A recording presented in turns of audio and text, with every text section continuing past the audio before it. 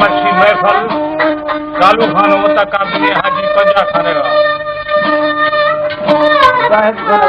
छोड़वाई शादी जी साहिब खान घोट नसीबुल्ला खान है शादी श्याम लश्कर में कुल मौजूद निश्चित मर्शी महफल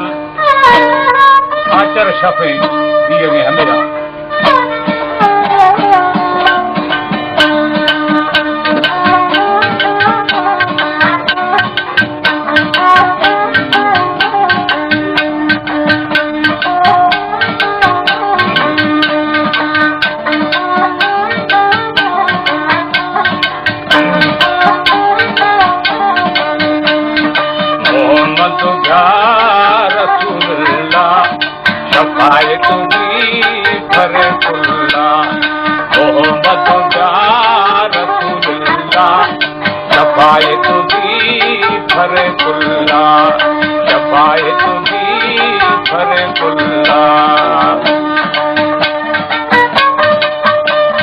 हमारे YouTube चैनल तनगानी टीवी को सब्सक्राइब करें और बेल आइकन को दबाएं ताकि हर न्यू वीडियो आप तक पहुंच सके।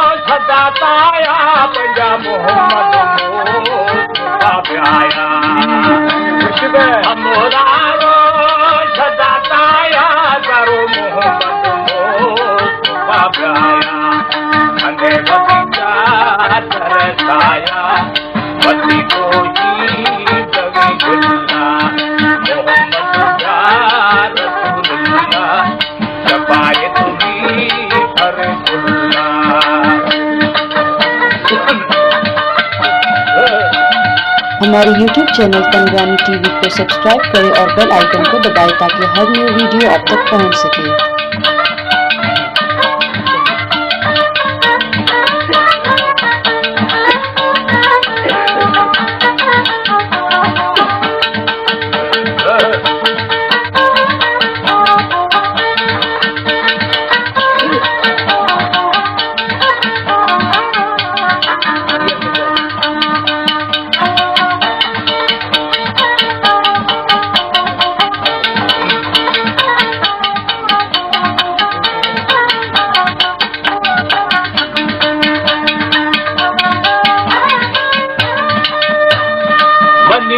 दोस्ती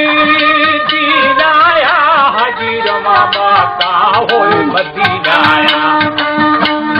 मनी दोस्ती दीनाया भोतर मामा का होए मदीनाया मामा काई महीनाया दुल्हाजे शनिवारा